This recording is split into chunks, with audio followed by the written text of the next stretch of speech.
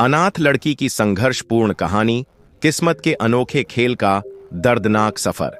नमस्कार प्रिय दर्शकों, हर हर महादेव। आप सभी का स्वागत है हमारे YouTube चैनल स्पिरिचुअल ज्ञान सागर में, जहां हम आपके लिए लाते हैं सनातन धर्म की अद्भुत कथाएं और आध्यात्मिक रहस्य जो आपके मन और आत्मा को शांति प्रदान करेंगे। यदि आप एक सच्चे सनातनी हैं और भगवान श्री राम में अटूट श्रद्धा रखते हैं तो अभी वीडियो को लाइक करें, चैनल को सब्सक्राइब करें और कमेंट में जय श्री राम लिखकर अपना समर्थन व्यक्त करें। तो आइए प्रिय दर्शकों, बिना देरी किए आरंभ करते हैं आज की प्रेरणादायक कथा। प्रिय दर्शकों, चारपाई पर बैठी हुई संध्या स्वेटर बुन रही थी। तभी उसने गायत्री को पुकारा।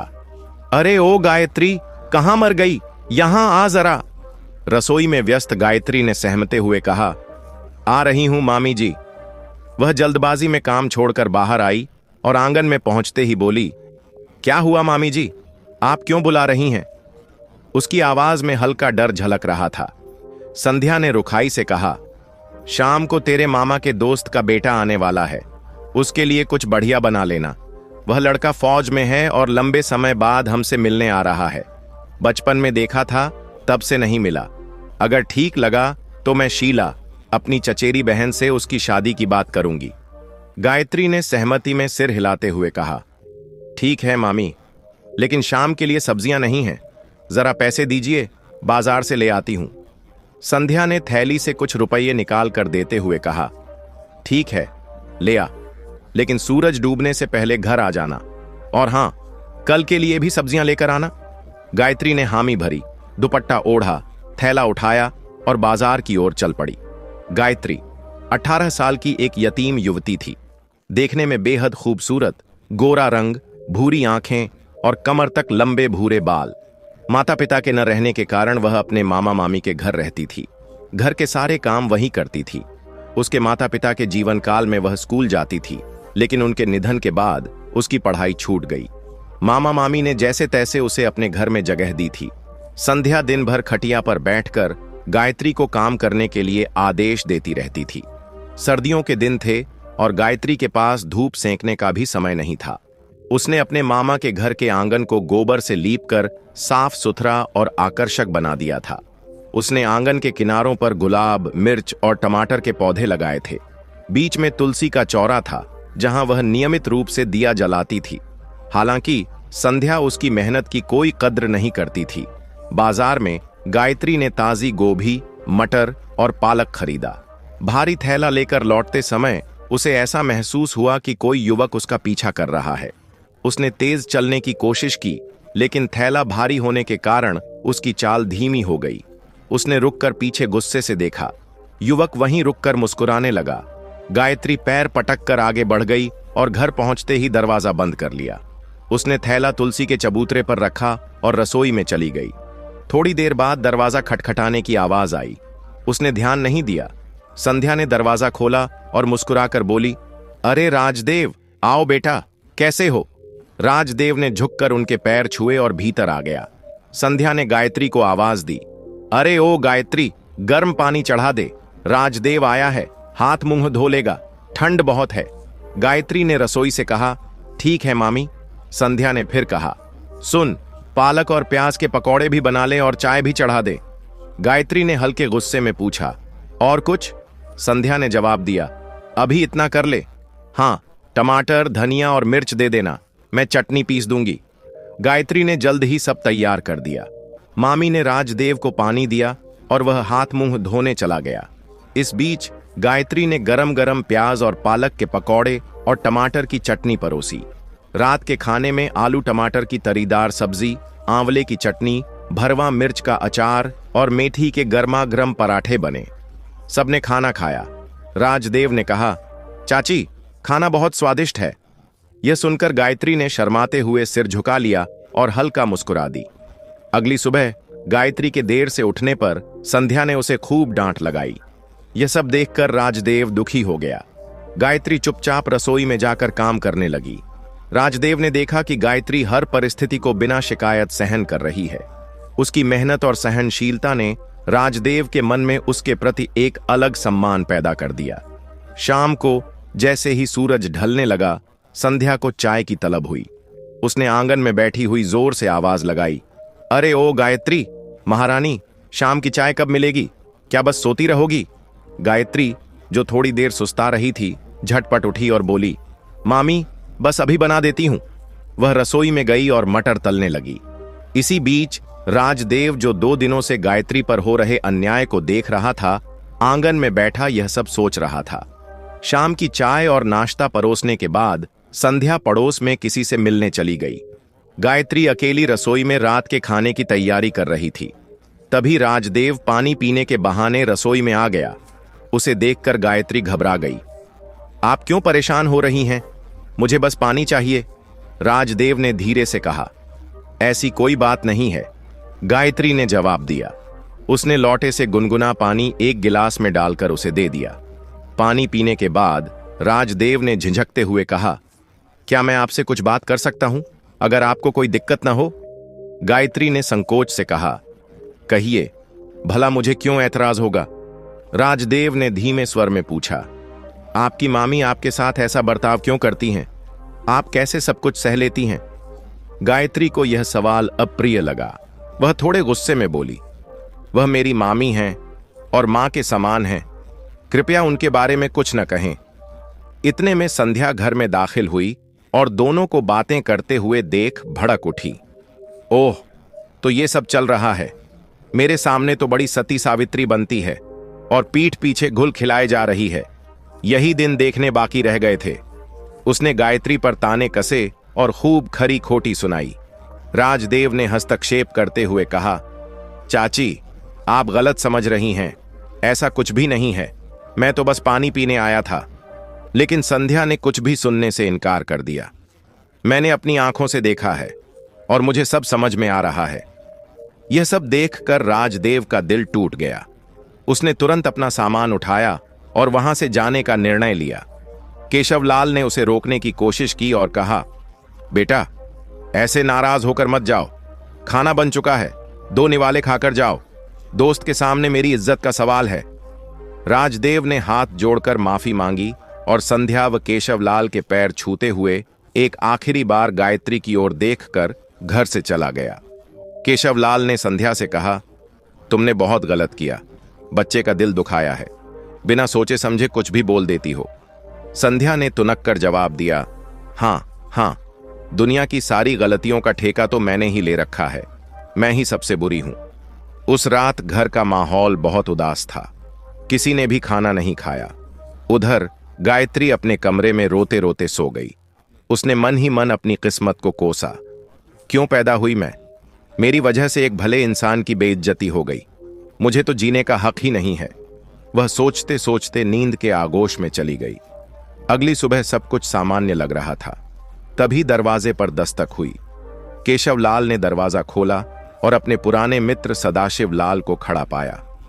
मित्र, माफ करना, मैं कल रात हुई घटना के लिए बेहद शर्मिंदा हूं, केशवलाल ने हाथ जोड़ते हुए कहा। सदाशिव मुस्कुराते हुए बोले, कोई बात नहीं, मुझे राजदेव ने सब बता दिया है, लेकिन मैं यहां एक खास बात करने आया हूं। मैं चाहता हूं कि गायत्री और राजदेव का विवाह हो जाए। केशवलाल ने यह सुनते ही प्रसन्नता से कहा, यह तो बहुत अच्छी बात कही। आपने हमारी गायत्री को अपने घर के लायक समझा, यह हमारे लिए सौभाग्य की बात है। लेकिन तभी संध्या ने गुस्से से कहा, यह शादी इस घर में नहीं होगी, मैं इस पर एक पैसा भी खर्च नहीं करूंगी। सदाशिव ने विनम्रता से कहा, भाभी जी, ये कैसी बातें कर रही हैं? गायत्री तो आपकी बेटी के समान है। लेकिन संध्या ने 2 टूक जवाब दिया, मैंने जो कहा वह अंतिम है। इस पर केशवलाल ने कहा, अगर आप इस विवाह का विरोध करती हैं तो मैं और सदाशिव यह शादी मंदिर में करवाएंगे। गायत्री, जो सब सुन रही थी, हाथ जोड़कर बोली, चाचा जी, मामी की इच्छा के खिलाफ मैं यह विवाह नहीं कर सकती। उन्होंने मुझे इतने सालों तक पाला है, मैं उनका दिल दुखाकर शादी नहीं करूंगी। सदाशिव ने गायत्री की बात सुनकर कहा, बेटी, तुम्हारी जैसी संस्कारी लड़की बड़े भाग्य से मिलती है। मुझे गर्व है कि राजदेव तुम्हें चाहता है, पर मैं तुम्हारी बात समझता हूं। गायत्री ने दिल में बहुत उलझन महसूस की। क्या मैंने सही किया या फिर गलत? वह खुद से सवाल करती रही, लेकिन जवाब ढूंढ नहीं पाई। उधर संध्या अब भी गुस्से में थी। उसने गायत्री से बात करना तक बंद कर दिया था। मामी के इस व्यवहार से गायत्री का दिल और भी भारी हो गया। वह मन ही मन सोचती रही, क्या मेरे लिए कोई खुशी नहीं लिखी? जो भी रिश्ता बनता है वही बिखर जाता है। दोपहर में मामी केशव लाल से बोली, मैं बाजार जा रही हूं, कुछ सामान लेना है, तुम देख लेना यह लड़की घर में क्या गुल खिलाती है। केशव लाल ने कुछ नहीं कहा, लेकिन संध्या की बातों से उनका मन खिन्न हो गया। इसी बीच सदाशिव अपने बेटे राजदेव को समझाने की कोशिश कर रहे थे। राजदेव ने उनकी बात को गंभीरता से सुना और कहा, पिताजी, मैं गायत्री से तभी शादी करूंगा जब वह अपनी मर्जी से इस रिश्ते के लिए तैयार होगी। मैं उसे मजबूर नहीं करना चाहता, पहले मुझे उसका भरोसा जीतना होगा। सदाशिव ने राजदेव की बातों में समझदारी देखी और उसे समय देने की सलाह दी। अगले दिन गायत्री ने सुबह के सारे काम निपटाए और बाजार जाने की तैयारी करने लगी। तभी संध्या ने उसे रोकते हुए कहा, जरा धीरे चल, जल्दी जल्दी क्या हो रहा है? कोई बारात नहीं आई कि तू इतनी सजी धजी घूम रही है? गायत्री ने कुछ नहीं कहा, बस अपनी नजरें झुकाकर चुपचाप निकल गई। बाजार में राजदेव फिर से गायत्री के रास्ते में आ गया। वह उसके सामने आकर बोला, गायत्री जी, 1 मिनट, मुझे आपसे कुछ जरूरी बात करनी है। गायत्री ने उसकी तरफ गुस्से से देखा और कहा, मैंने पहले ही कहा था, मुझे आपसे कोई बात नहीं करनी है। आप क्यों बार बार मेरे पीछे आते हैं? राजदेव ने शांत स्वर में जवाब दिया, मुझे पता है कि आपने मामी के कारण मुझसे शादी करने से मना किया, लेकिन मैं यह भी जानता हूं कि आप अंदर से कितनी दुखी हैं। मैं बस इतना कहना चाहता हूं कि मैं आपकी इज्जत करता हूं और हमेशा करता रहूंगा। अगर आप मुझसे बात नहीं करना चाहती तो मैं दोबारा आपके सामने नहीं आऊंगा।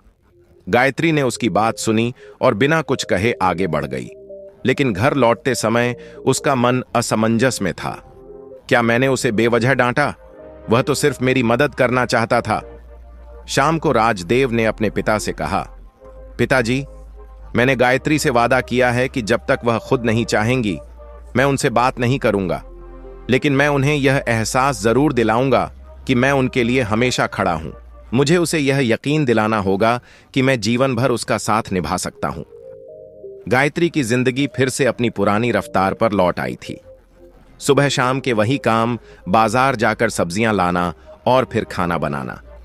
लेकिन उस दिन जब वह सब्जी लेने गई तो उसने देखा कि राजदेव बाजार में उसका इंतजार कर रहा था। गायत्री ने उसे देखा तो थोड़ा असहज हो गई और नजरें झुकाकर उसके पास से निकलने लगी। तभी राजदेव ने आवाज दी, गायत्री जी, मुझे आपसे कुछ जरूरी बात करनी है। गायत्री ने जवाब दिया, मुझे आपसे कोई बात नहीं करनी है। इतना कहकर वह तेजी से आगे बढ़ गई, लेकिन राजदेव उसके पीछे पीछे चलने लगा। गायत्री गुस्से में पलटी और बोली, आप ऐसा क्यों कर रहे हैं? इतना सब कुछ हो चुका है, अब और क्या बाकी है? आप मेरे पीछे क्यों आ रहे हैं? आपको पता है कि मैं आपको पसंद नहीं करती। यह सुनकर राजदेव थोड़ी देर के लिए सन्न रह गया। फिर उसने गहरी सांस लेते हुए कहा, तो यह बात है, आप मुझे पसंद नहीं करती। माफ कीजिए गायत्री जी, आज के बाद मैं कभी भी आपके पीछे नहीं आऊंगा। मुझे यह बात पहले पता नहीं थी।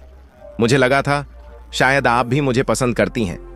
राजदेव मायूस होकर वहां से चला गया। गायत्री ने उसे यह सब कह तो दिया, लेकिन अब उसे पछतावा हो रहा था। मुझे इतना कठोर नहीं बोलना चाहिए था। उसे कितना बुरा लगा होगा। वह घर पहुंची और रसोई में जाकर चूल्हा जलाकर दाल चढ़ा दी, लेकिन पता नहीं क्यों उसका मन भारी हो गया।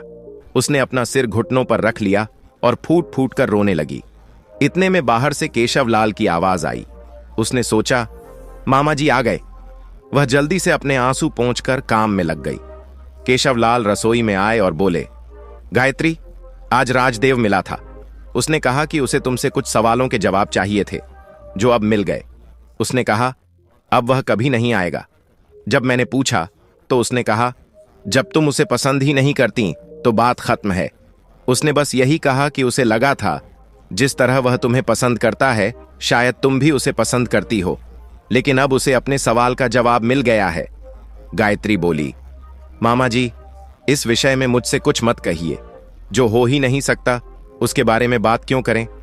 केशवलाल बोले, बेटा जैसा तुम्हें ठीक लगे, लेकिन कोई भी फैसला लेने से पहले एक बार जरूर सोच लेना।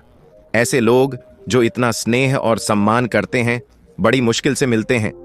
इतना कहकर केशवलाल बाहर चले गए। उधर राजदेव मायूस सा घर लौटा।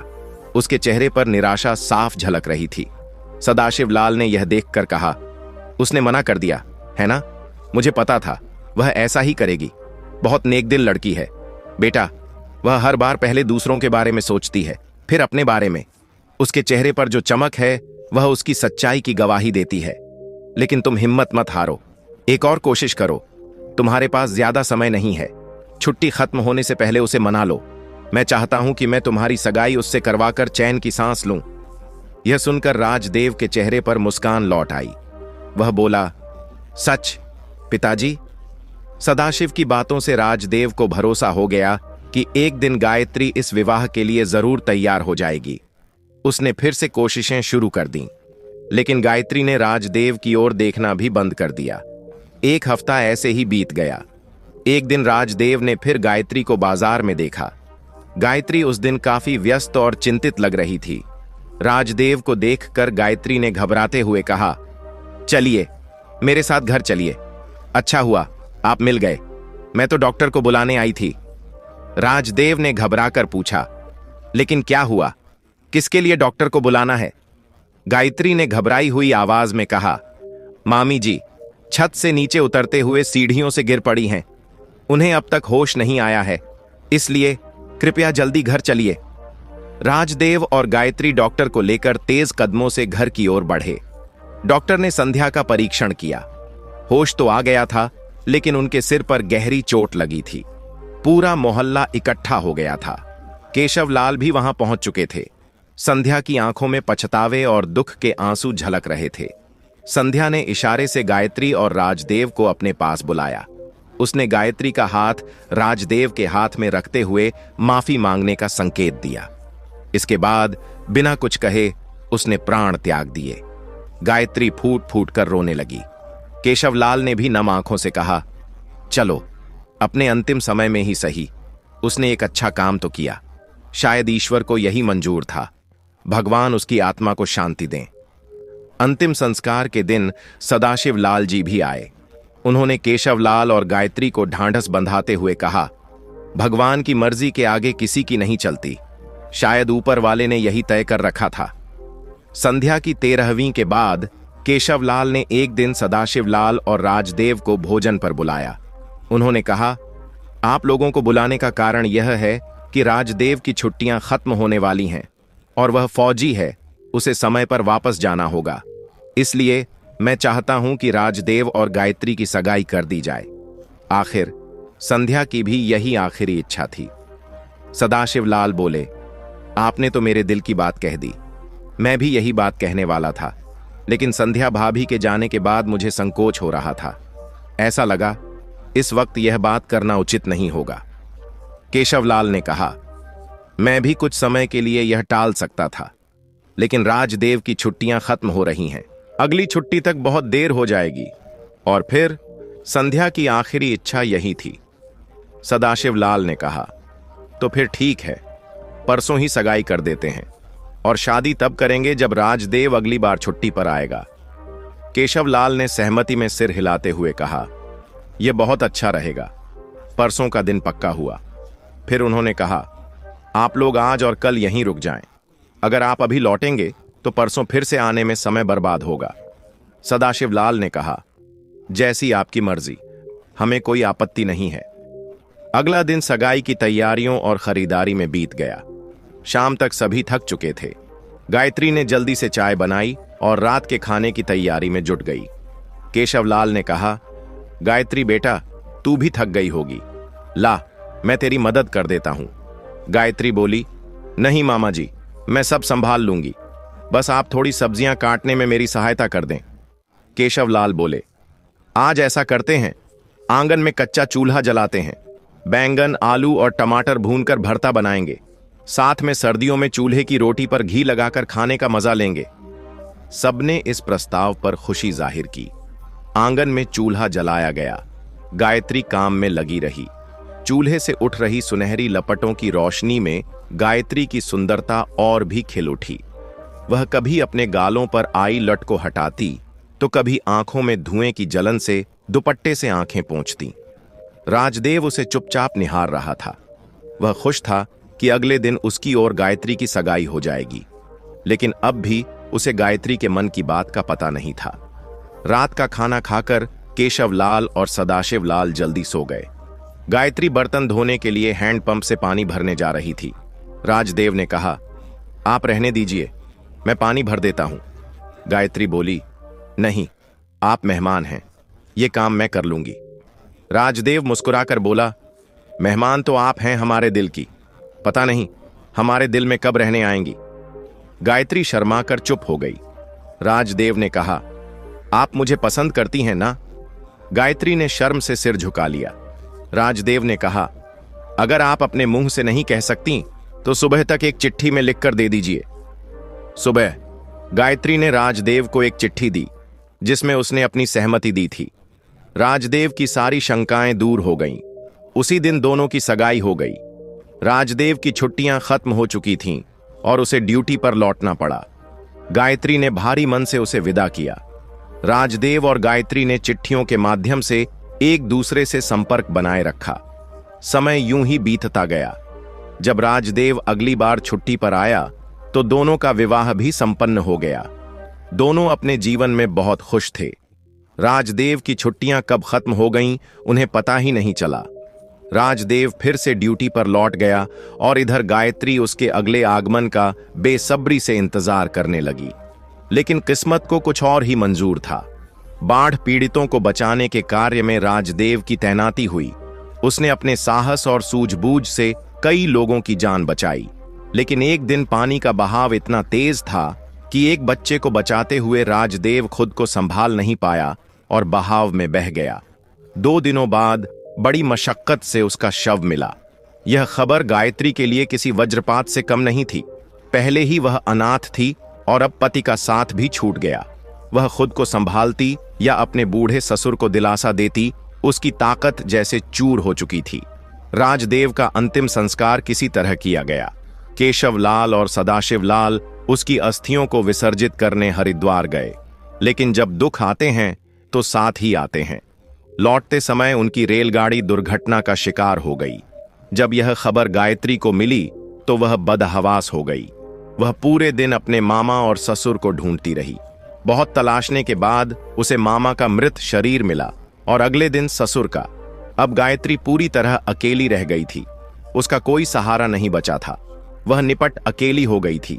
अपनी पूरी दुनिया उजड़ जाने के कारण वह मानसिक संतुलन खो बैठी। इसी असहाय स्थिति में उसने नदी में छलांग लगा दी। कुछ देर बाद एक बच्चा अपने कुत्ते शेरू के साथ वहां आया। शेरू गायत्री को देखकर भौंकने लगा। बच्चे को समझने में थोड़ा वक्त लगा कि शेरू क्यों भौंक रहा है। उसने शेरू की रस्सी छोड़ दी। जैसे ही रस्सी छूटी, शेरू भागकर गायत्री के पास पहुंचा। उसके पीछे पीछे बच्चा भी आ गया। गायत्री को देखकर बच्चा बोला, देख शेरू, लगता है मेरी मां वापस आ गई है। बाबा ने कहा था कि मां इतवार को आएगी और आज तो इतवार है। फिर उसने शेरू से कहा, घर जाकर बाबा को बुला ला। शेरू भागा और बच्चे के पिता को बुला लाया। बच्चे के पिता ने गायत्री को देखकर कहा, पता नहीं कौन है बेचारी और यहां कैसे आई, जिंदा भी है या नहीं। उन्होंने गायत्री की नब्ज टटोली। उसकी सांसें चल रही थीं। उन्होंने उसे गोद में उठाया और कहा, पहले मैं इसे वैद्य जी के पास ले जाऊंगा। मुन्ना, तुम भी मेरे साथ चलो। लेकिन मुन्ना बोला, बाबा, यह मेरी मां है। आपने कहा था कि मां इतवार को आएगी। आज इतवार है। मुन्ना की बात सुनकर उसके पिता हरिशंकर परेशान हो गए। उन्हें समझ नहीं आया कि बेटे को क्या जवाब दें।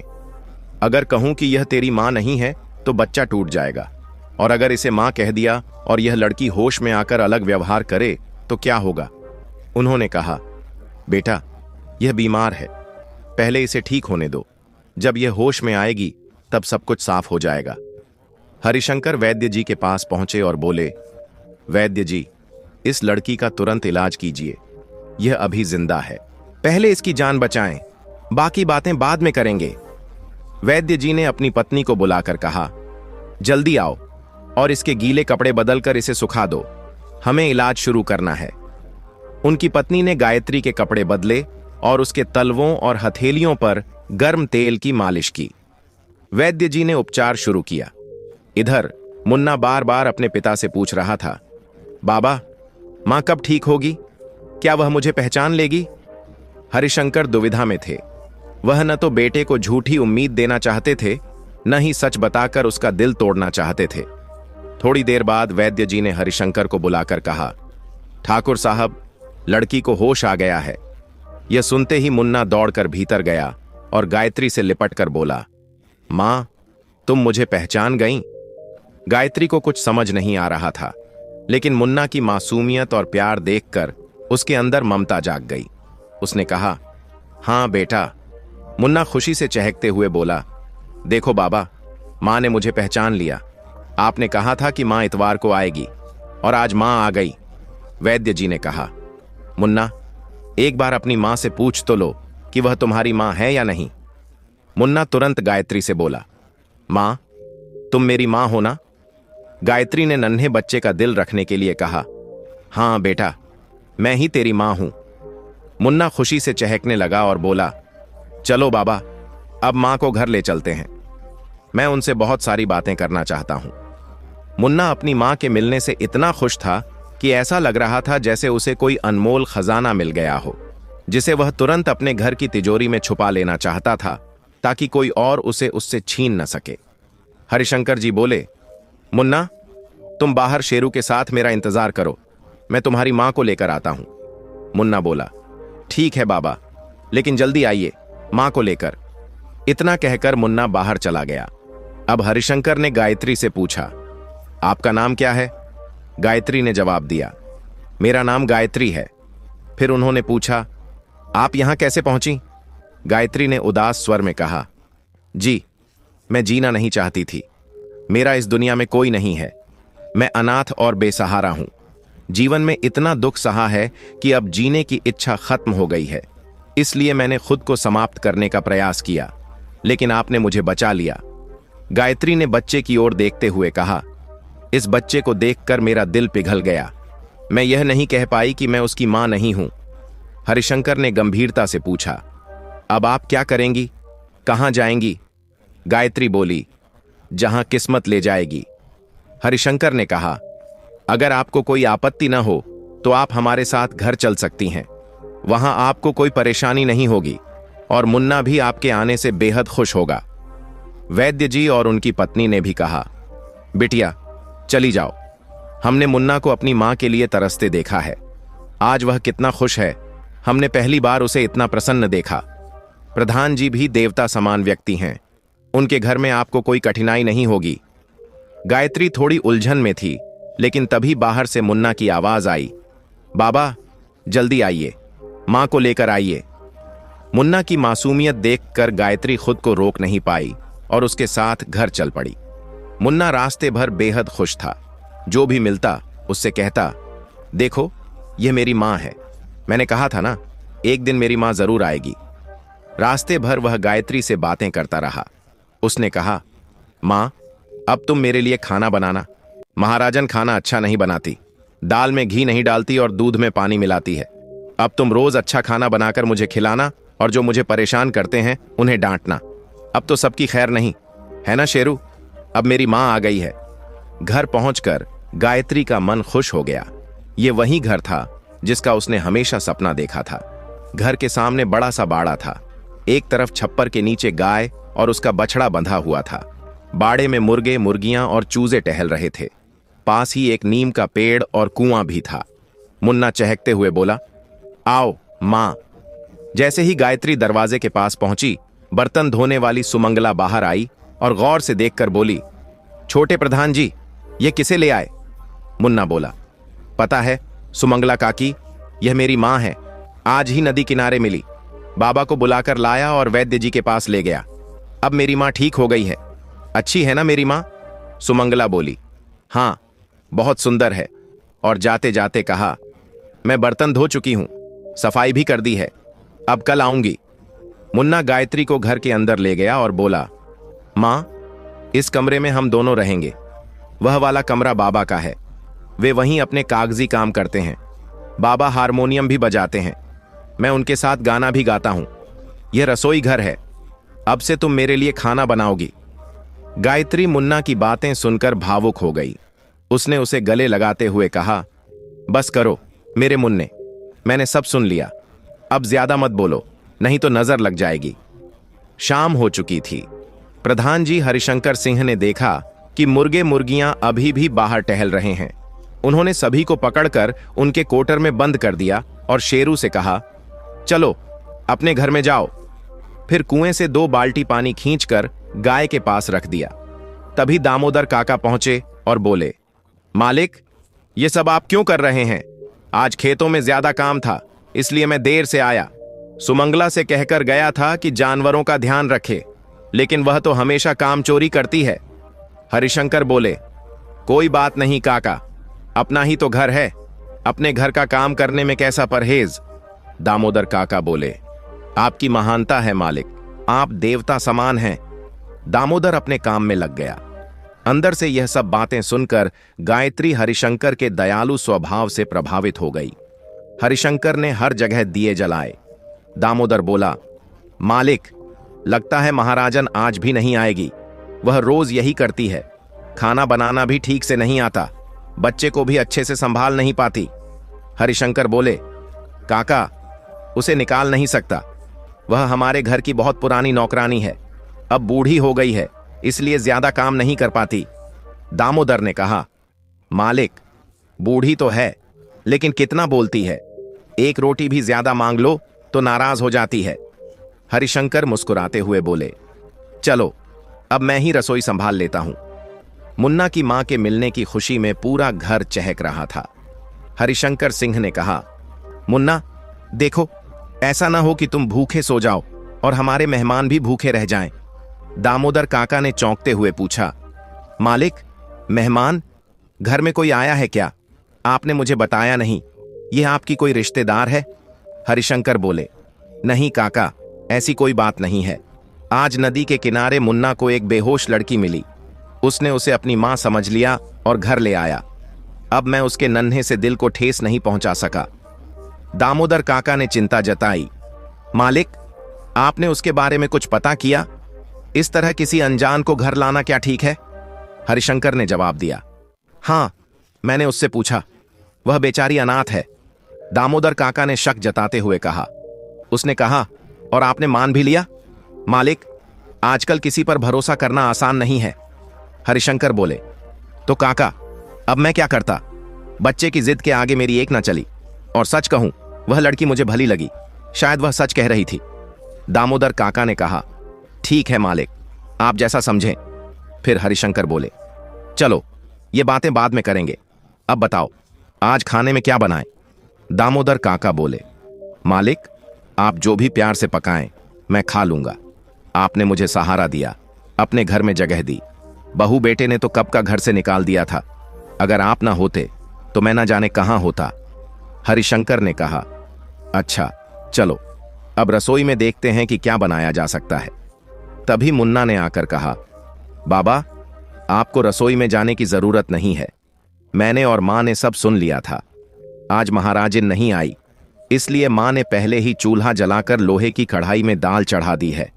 घर में बैंगन ही थे तो मां ने कहा कि बैंगन का भरता बना देंगी। क्या यह ठीक है? हरिशंकर बोले, तेरी मां को कष्ट क्यों दूं, मैं ही बना देता हूं। तभी गायत्री ने आकर कहा, तकलीफ किस बात की, मुझे तो खाना बनाना बहुत अच्छा लगता है। आप मुन्ना के साथ समय बिताइए, मैं सब संभाल लूंगी। मुन्ना बाहर जाकर दामोदर काका से कहने लगा, काका, आज का खाना मेरी मां बना रही है।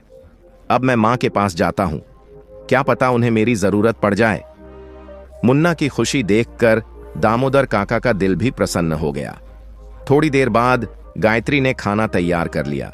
लहसुन के तड़के वाली अरहर की दाल, बैंगन का भरता, प्याज का सलाद और चूल्हे की गर्मागर्म रोटियां घी के साथ।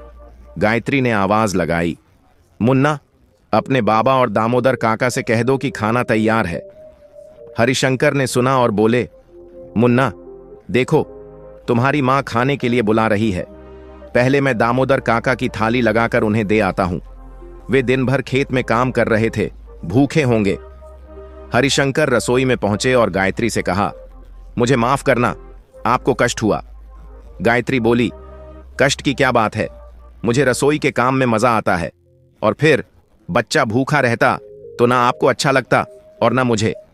हरिशंकर ने कहा, आप सही कह रही हैं। फिर उन्होंने एक थाली दामोदर काका को दी और खुद खाने बैठे। मुन्ना भी उनके साथ खाना खाने लगा। बाहर से दामोदर काका की आवाज आई, बिटिया, खाना बहुत स्वादिष्ट बना है। हरिशंकर ने कहा, वाकई खाना बहुत अच्छा बना है। मुन्ना ने कहा, क्यों ना हो, मेरी मां ने बनाया है। दामोदर काका ने फिर आवाज दी, बिटिया, दाल और मिलेगी। गायत्री बाहर गई और दाल परोसते हुए बोली, काका, रोटी भी चाहिए। दामोदर काका बोले, अब पूछ ही रही हो तो 2 रोटियां और ले आओ। जीती रहो बिटिया, तुम्हारे हाथों में सच में अन्नपूर्णा का वास है। आज का खाना खाकर आत्मा तृप्त हो गई। उस दिन इसी तरह बीत गया। अगली सुबह गायत्री जल्दी उठ गई। मुर्गे की बांग ने भी उसे जगा दिया। वह बिस्तर पर लेटी रही, क्योंकि पराए घर में कब क्या करना है यह उसे पता नहीं था। जैसे ही उसने करवट ली, देखा कि मुन्ना ने उसका पल्लू पकड़ रखा है। मुन्ना का अपने प्रति इतना प्यार देखकर उसका दिल ममता से भर गया। उसने मुन्ना के माथे को चूमा और सिर सहलाने लगी। मुन्ना नींद में बड़बड़ा रहा था, मां, अब मुझे छोड़कर मत जाना, हमेशा मेरे पास रहना। बोलो मां, अब छोड़कर तो नहीं जाओगी? गायत्री ने उसे गले लगाते हुए कहा, नहीं मेरे मुन्ने, कभी नहीं जाऊंगी। तभी बाहर से कुछ शोर सुनाई दिया। शायद दामोदर काका जाग गए थे। वे कुएं से पानी निकालकर जानवरों को पिला रहे थे। उन्होंने गाय का दूध दुहा और बछड़े को मां के पास खड़ा कर दिया। फिर गौशाला की सफाई की और नहाने के लिए कुएं से पानी खींचा। दामोदर काका ने आवाज दी, मालिक, मैं मंदिर जा रहा हूं। हरिशंकर बोले, ठीक है काका। हरिशंकर उठे और चूल्हा जलाकर दूध गर्म किया। फिर आटे का हलवा बनाने लगे। तभी सुमंगला आ गई। उसने पूरे घर में झाड़ू लगाई और बर्तन मांजे। गायत्री भी उठकर आई और बोली, आप ये सब क्यों कर रहे हैं? हरिशंकर बोले, हलवा बना रहा हूं। दामोदर काका मंदिर से लौटकर खेत जाएंगे, उन्हें खाली पेट कैसे जाने दूं? गायत्री बोली, तो आपने मुझसे क्यों नहीं कहा? हरिशंकर बोले, कोई बात नहीं, हलवा बन ही गया है, आप नहाकर नाश्ता कर लीजिए। गायत्री ने सहमति में सिर हिलाया। हरिशंकर बोले, सुनो, यह संदूक की चाबी ले लो, इसमें मुन्ना की मां की साड़ियां और गहने रखे हैं। गायत्री ने पूछा, किस संदूक की चाबी? हरिशंकर बोले, वह संदूक जिसमें मुन्ना की मां के सारे गहने और साड़ियां रखी हैं। मुन्ना की मां के आने से घर में खुशियों का माहौल था। हरिशंकर सिंह ने कहा, मुन्ना, ऐसा ना हो कि तुम भूखे ही सो जाओ और हमारे मेहमान भी भूखे रह जाएं। दामोदर काका ने हैरान होकर पूछा, मालिक, मेहमान? घर में कोई आया है क्या? आपने मुझे बताया नहीं। क्या यह आपकी कोई रिश्तेदार हैं? हरिशंकर बोले, नहीं काका, ऐसी बात नहीं है। आज नदी के किनारे मुन्ना को एक बेहोश लड़की मिली। उसने उसे अपनी मां समझ लिया और घर ले आया। मैं उसके नन्हे से दिल को ठेस नहीं पहुंचा सका, इसलिए मना भी नहीं कर पाया। दामोदर काका ने चिंतित होकर कहा, मालिक, आपने उसके बारे में कुछ पता किया? इस तरह किसी अजनबी को घर लाना क्या ठीक है? हरिशंकर बोले, हां, मैंने उससे पूछा, वह बेचारी अनाथ है। दामोदर काका बोले, उसने कहा, और आपने मान भी लिया? मालिक, आजकल किसी पर यूं भरोसा करना सही नहीं है। हरिशंकर ने शांत स्वर में कहा, काका, बच्चे की जिद के आगे मेरी एक ना चली, और सच कहूं, वह लड़की मुझे भली लगी। शायद वह सच कह रही थी। दामोदर काका बोले, ठीक है मालिक, आप जैसा उचित समझें।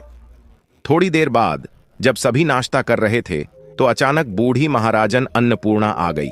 उसने आते ही देखा कि सभी खा रहे हैं। उसने गुस्से में कहा, यह क्या मालिक, आपने दूसरी महाराजिन रख ली और मुझे बताया तक नहीं।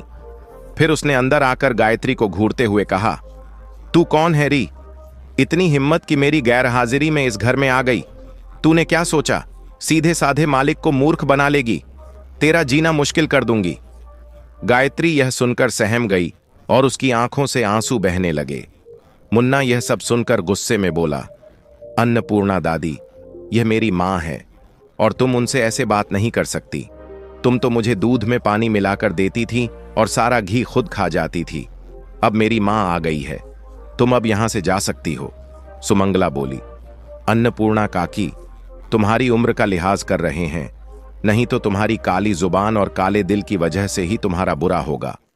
अन्नपूर्णा ने सुमंगला को जवाब दिया, मैं तुम्हारी अन्नपूर्णा, दूसरों की खुशियों से तुम्हें परेशानी क्यों हो रही है? अगर किसी को खुशी मिली है तो उसे जीने दो, सबकी अपनी अपनी जिंदगी है। अन्नपूर्णा चिल्लाते हुए बोली, कोई मेरी जगह ले, मेरी नौकरी छीने और मैं कुछ न कहूं। दामोदर काका ने समझाया, बिटिया ने कुछ भी गलत नहीं किया, यह बच्चा उसे अपनी मां मान बैठा है और मालिक ने उसे सहारा दिया है, इसमें तुम्हें क्या दिक्कत है? अन्नपूर्णा बोली, अरे वाह, ठाकुर साहब ने किसी को भी घर में ले लिया और गांव वालों को खबर भी नहीं। मैं अभी जाकर सबको बताती हूं। अब हरिशंकर सिंह से सहन नहीं हुआ। वे बोले, अन्नपूर्णा, मैंने बहुत सहन किया, लेकिन अब तुम्हारी ये बेतुकी बातें और आरोप बर्दाश्त नहीं कर सकता। अभी इसी वक्त यहां से निकल जाओ। तुम्हारा जो भी बकाया है वह तुम्हारे घर भिजवा दिया जाएगा। अन्नपूर्णा बोली, हाँ हाँ, जा रही हूं, लेकिन यह धौंस मुझ पर मत दिखाओ। मैं गांव वालों को तुम्हारी करतूतें बताऊंगी। मुन्ना चिल्लाया, वह मेरी मां है, मेरी मां के बारे में कुछ मत कहना। अन्नपूर्णा बड़बड़ाती हुई वहां से चली गई। इधर गायत्री की आंखों से आंसू रुकने का नाम नहीं ले रहे थे। वह सोच रही थी, कैसी बदकिस्मती लेकर पैदा हुई हूं। उसने खाना नहीं खाया और कमरे में जाकर रोने लगी।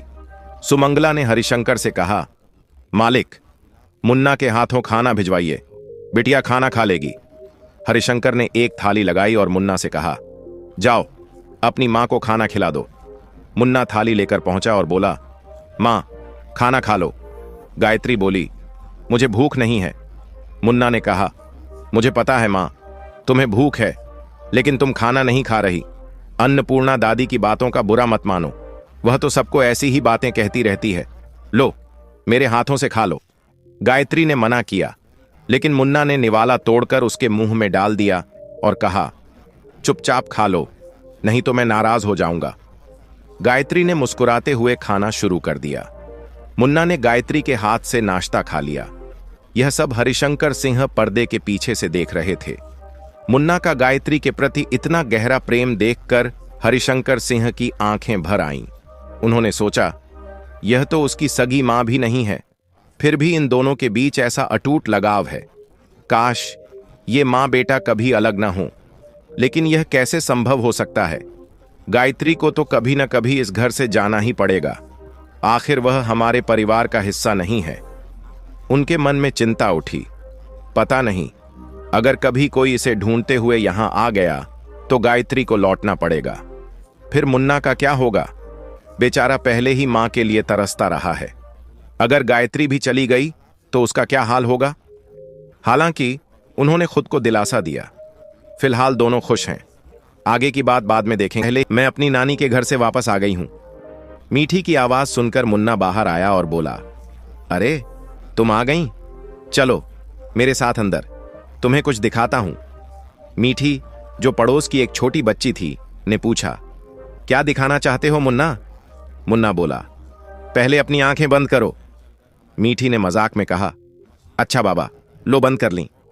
मुन्ना उसे गायत्री के पास ले गया और बोला, अब आंखें खोलो। मीठी ने आंखें खोली और गायत्री को देखकर हैरानी से बोली, मुन्ना, ये कौन है? मुन्ना बोला, अरे पहचानो तो सही, ये कौन है? मीठी ने कहा, नहीं, मैं नहीं पहचान रही, अब बता भी दो। मुन्ना बोला, अरे पगली, ये मेरी मां है। पता है, नदी के किनारे बेहोश पड़ी थी, फिर वैद्य जी ने इलाज किया और अब ये ठीक हो गई हैं। मैं इन्हें अपने घर ले आया हूं।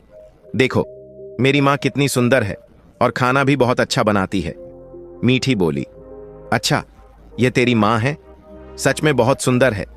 मैं अपनी मां को बताती हूं कि मुन्ना की मां भगवान के घर से वापस आ गई है। इतना कहकर मीठी अपने घर चली गई। थोड़ी देर बाद हरिशंकर ने मुन्ना से कहा, बेटा, मीठी से क्यों कहा कि यह तुम्हारी मां है? अब वह अपनी मां को बताएगी और उनकी महाराजन काकी से जान पहचान है, पता नहीं वे क्या बातें फैलाएंगी। मुन्ना ने कहा, बाबा, महाराजन, दादी तो मेरी मां को बुरा ही कहेंगी। हरिशंकर ने कहा, बेटा पता नहीं, अन्नपूर्णा काकी गुस्से में गई है, इसलिए वह कुछ भी कह सकती है। मुन्ना ने पूछा, तो अब हम क्या करेंगे बाबा? हरिशंकर बोले, चिंता मत करो बेटा, जो होगा देखा जाएगा। उधर मीठी अपनी मां सुमित्रा को लेकर गायत्री से मिलाने आई। वह बोली, मां देखो, ये मुन्ना की मां है। पता है, नदी के किनारे बेहोश पड़ी थीं। मुन्ना ने वैद्य जी से इलाज करवाया और फिर अपने घर ले आया। सुमित्रा ने पूछा, सच में तुम मुन्ना की मां हो? गायत्री ने जवाब दिया, नहीं बहन, मैं तो अनाथ और बेसहारा हूं। बचपन में मेरे माता पिता गुजर गए थे। मामा मामी ने सहारा दिया। फिर शादी हुई, लेकिन मेरे पति जो फौज में थे शहीद हो गए। अब न मामा मामी रहे और न ससुराल में कोई। इसलिए मैंने नदी में कूदकर जान देने की कोशिश की, पर मुझे क्या पता था कि मेरी किस्मत मुझे मुन्ना से मिला देगी। ये बच्चा बरसों से मां के प्यार के लिए तरस रहा है। अगर मैं इसे वह ममता दे सकूं तो इसमें क्या बुराई है। इतने कम समय में मुझे ऐसा लगने लगा है जैसे यह मेरा अपना बेटा है। सुमित्रा बोली, बहन यह तो बहुत अच्छा हुआ, मुन्ना को एक मां मिल गई। इससे बड़ी खुशी और क्या हो सकती है। अब मैं चलती हूं, घर में बहुत काम है, बाद में फुर्सत में बात करेंगे। इतना कहकर सुमित्रा चली गई। मुन्ना और मीठी खेलने लगे। तभी गांव के 4-5 बुजुर्ग हरिशंकर के घर आ पहुंचे। एक ने आवाज लगाई, प्रधान जी बाहर आइए। हरिशंकर बाहर आए और पूछा, क्या बात है? उनमें से एक ने कहा, बात आपसे जुड़ी है, समझ नहीं आ रहा, कहां से शुरू करें।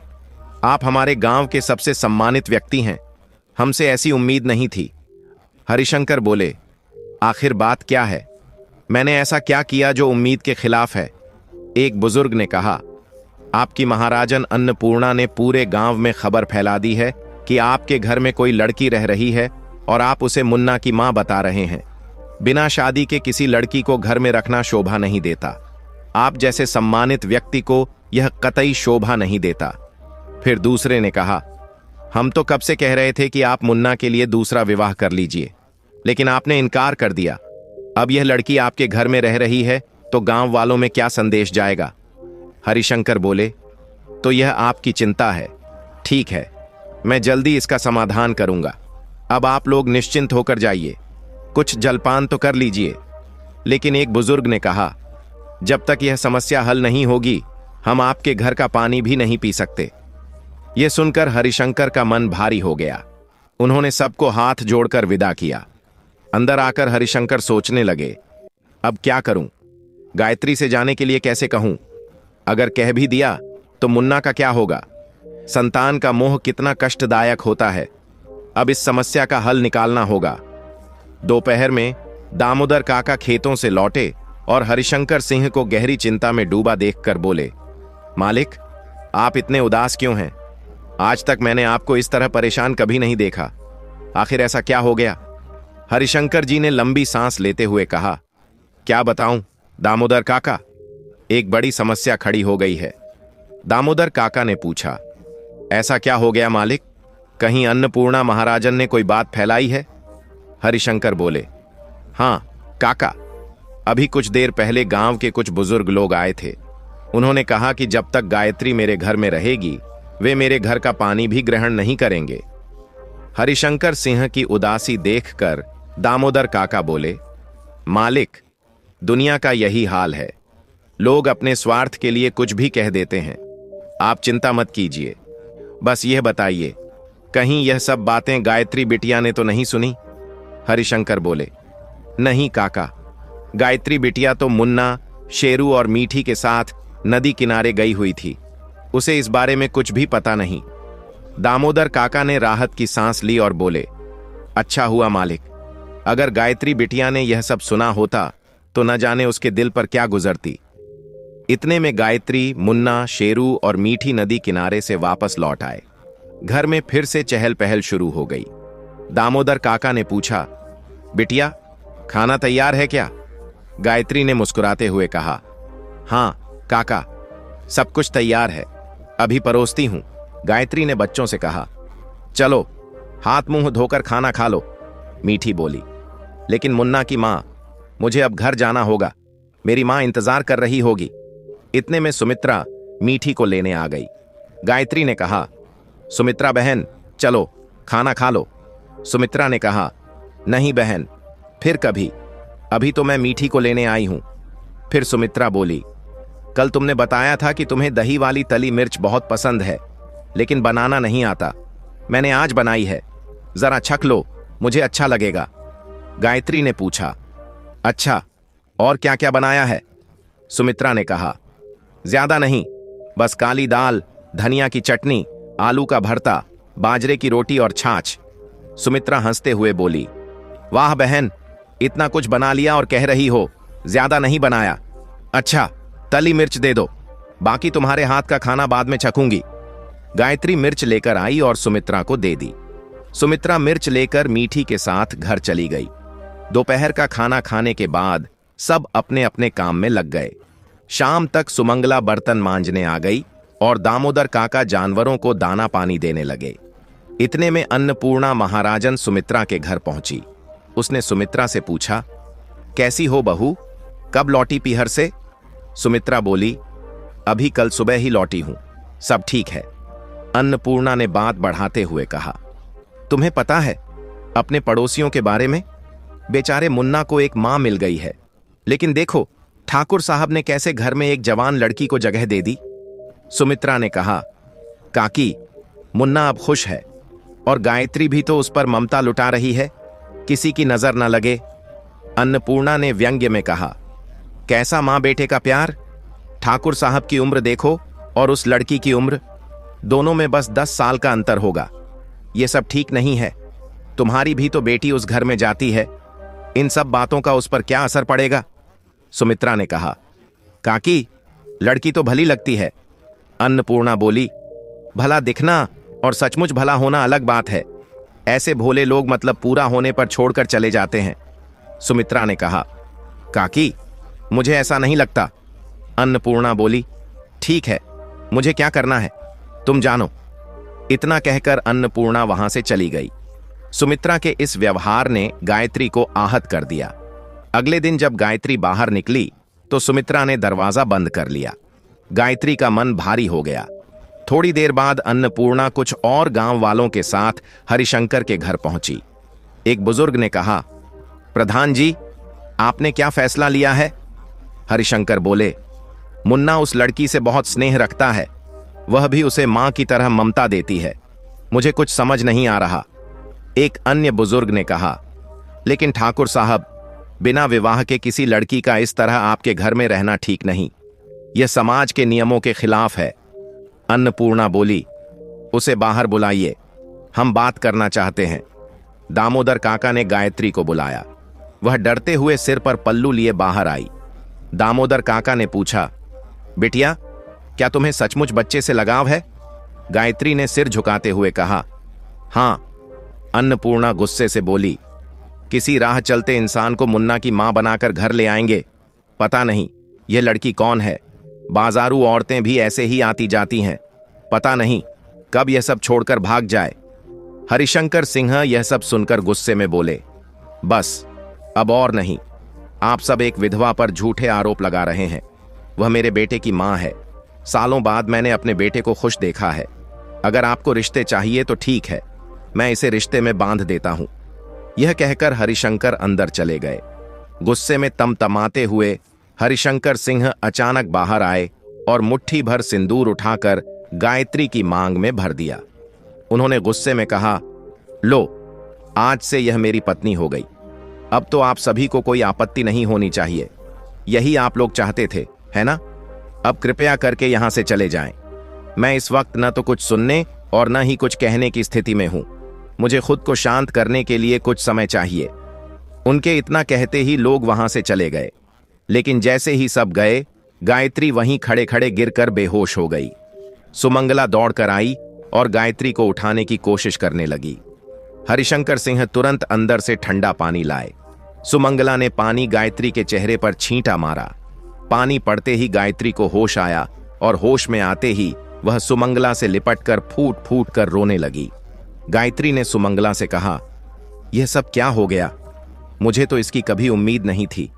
मैं तो बस मुन्ना के साथ रहकर अपने सारे दुख भूलना चाहती थी, लेकिन यह सब जो हुआ यह मेरी किस्मत में ही क्यों लिखा था। सुमंगला ने उसे सांत्वना देते हुए कहा, बिटिया, अब रोने से कुछ नहीं बदलेगा। यह समाज ऐसा ही है, यहां लोग किसी को चैन से जीने नहीं देते। अगर ठाकुर साहब तुम्हारी मांग नहीं भरते तो ये लोग न जाने और क्या क्या आरोप लगाते। शायद यही ऊपर वाले की मर्जी थी। गायत्री गुस्से में चिल्लाई, लेकिन मेरा क्या दोष था? मैं तो बस मुन्ना की मां बनकर रहना चाहती थी। मुझे क्यों किसी की पत्नी बना दिया गया? यह कैसी किस्मत है जो मुझे बार बार ऐसे हालात में डाल देती है। फिर गायत्री उठी और कुएं से पानी की बाल्टी भरकर अपने ऊपर उड़ेलते हुए बोली, काकी, मुझे किसी की पत्नी नहीं बनना। लो, धुल गया सिंदूर। मैं किसी की पत्नी नहीं हूं और अब मैं इस घर में भी नहीं रहूंगी। कल ही अपने घर लौट जाऊंगी।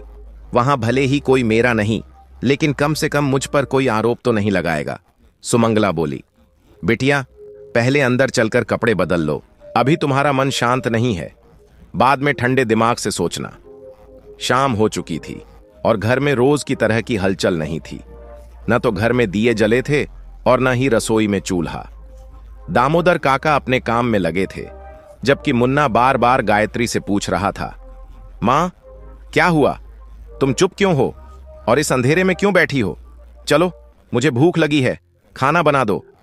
मुन्ना की बात सुनकर हरिशंकर बोले, मुन्ना बेटा, इधर आओ।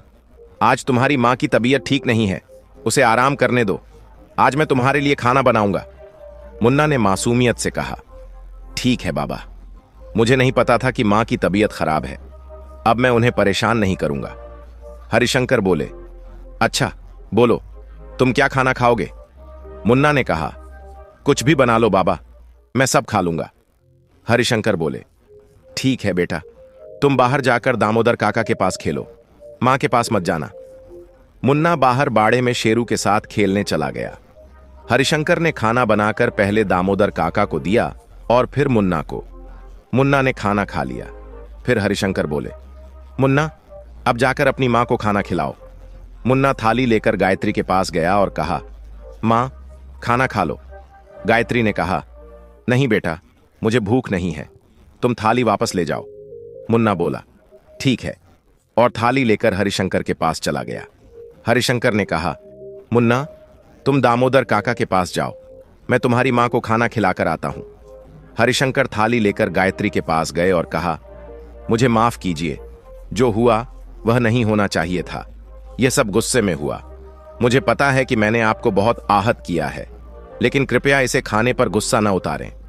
गायत्री क्रोध से बोली, यह सब आपने जानबूझकर किया।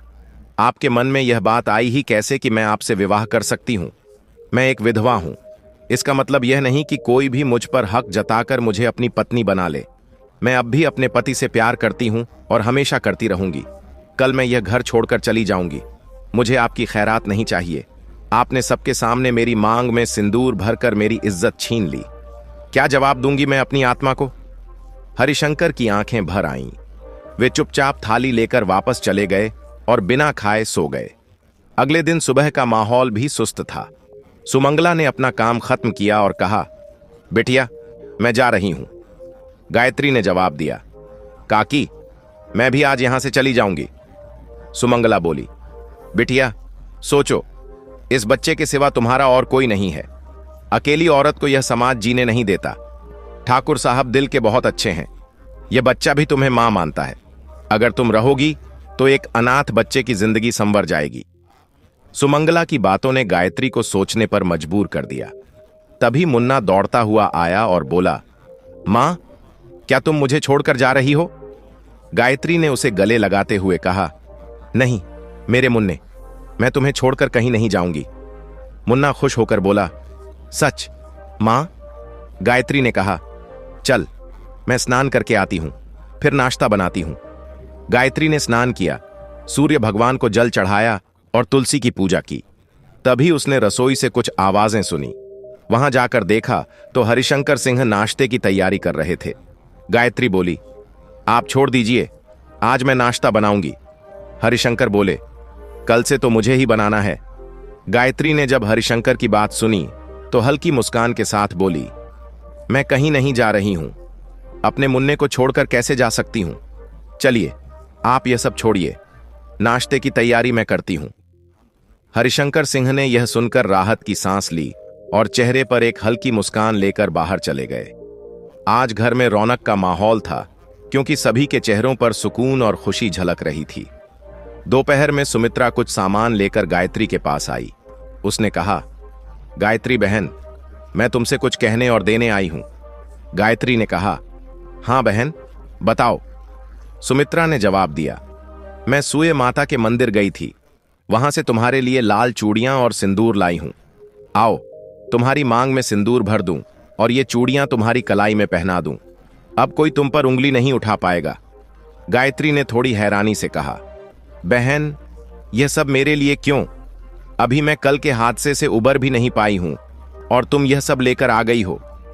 सुमित्रा ने प्यार से समझाया, देखो बहन, अगर यह सब करने से लोग उंगली उठाना बंद कर देते हैं और समाज का मुंह बंद हो जाता है तो इसमें बुराई क्या है? गायत्री ने थोड़ी झिझक के बाद कहा, ठीक है बहन। सुमित्रा ने गायत्री की मांग में सिंदूर भरा और उसकी कलाई में लाल चूड़ियां पहनाई। इसके बाद सुमित्रा मुस्कुराते हुए चली गई। गायत्री अंदर भागी और आईने के सामने खुद को देखा। अपनी मांग में सिंदूर और कलाई में चूड़ियां देखकर उसे थोड़ी संतुष्टि का एहसास हुआ।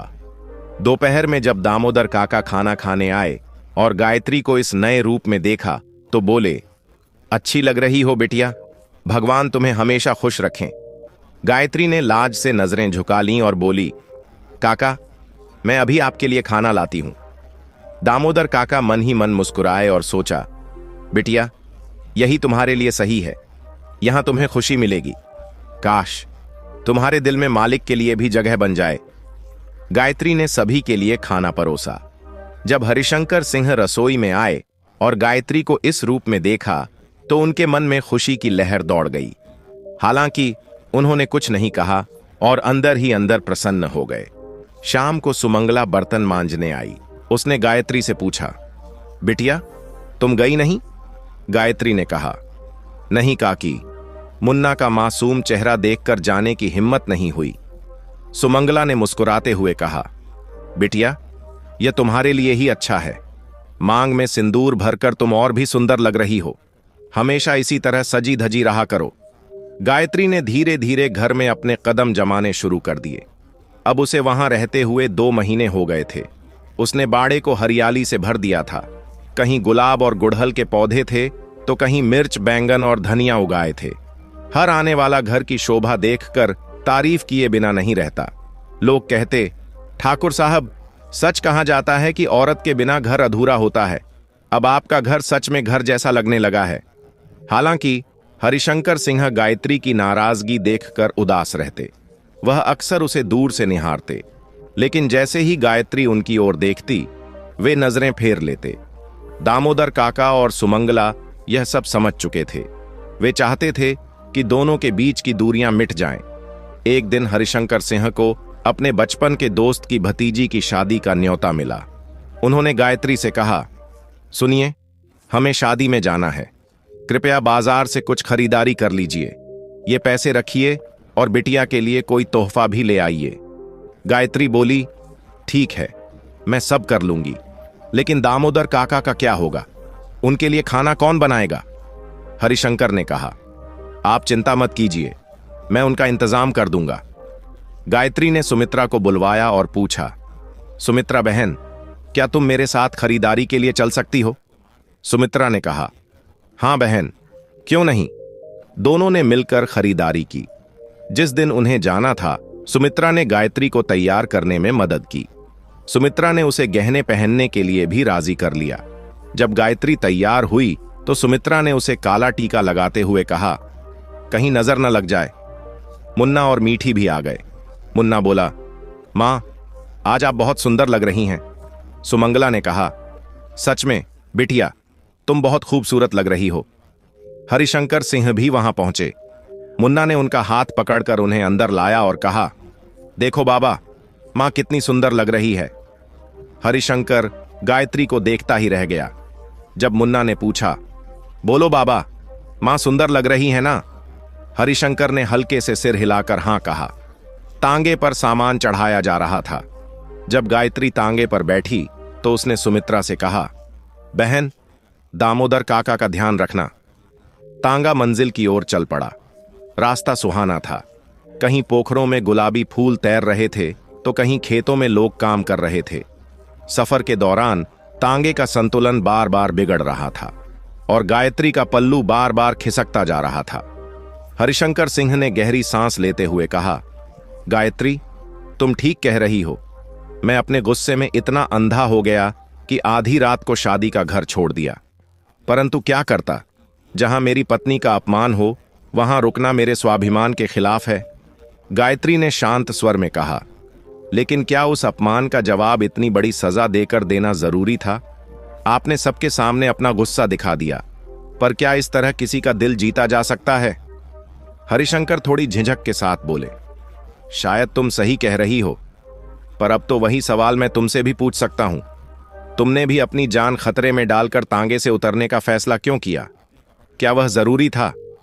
गायत्री ने मुस्कुराते हुए जवाब दिया, हां, मुझे भी तो किसी का दिल जीतना था। अगर मैं आपके लिए अपनी जान की परवाह नहीं कर सकती तो मैं अपने मुन्ने की मां कहलाने का हक कैसे पा सकती हूं? हरिशंकर की आंखों में चमक आ गई। उन्होंने हल्के से पूछा, तो क्या तुम मेरे मुन्ने की मां बनोगी? क्या तुम मुझसे सबके सामने विवाह करने के लिए तैयार हो? गायत्री शर्माते हुए हल्की मुस्कान के साथ उनकी ओर झुकी और कहा, अगर आप मुझे अपनी पत्नी मान सकते हैं तो मुझे भी आपको मुन्ने के बाबा कहने का पूरा अधिकार है। इतना कहते हुए वह हरिशंकर के गले लग गई। आज दोनों दिल से एक हो गए। मुन्ना को हमेशा के लिए मां का प्यार मिल गया और हरिशंकर सिंह के घर में गायत्री ने नई रौनक भर दी। तो प्रिय भक्तों, इस कथा के बारे में आपके क्या विचार हैं? कृपया अपनी अनमोल राय हमें कमेंट बॉक्स में जरूर बताएं।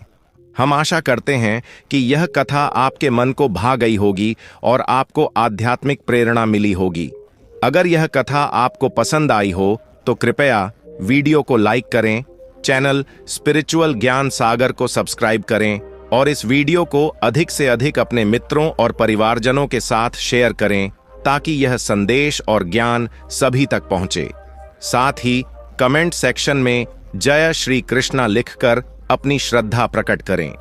इस वीडियो को अंत तक देखने के लिए आप सभी का दिल से धन्यवाद।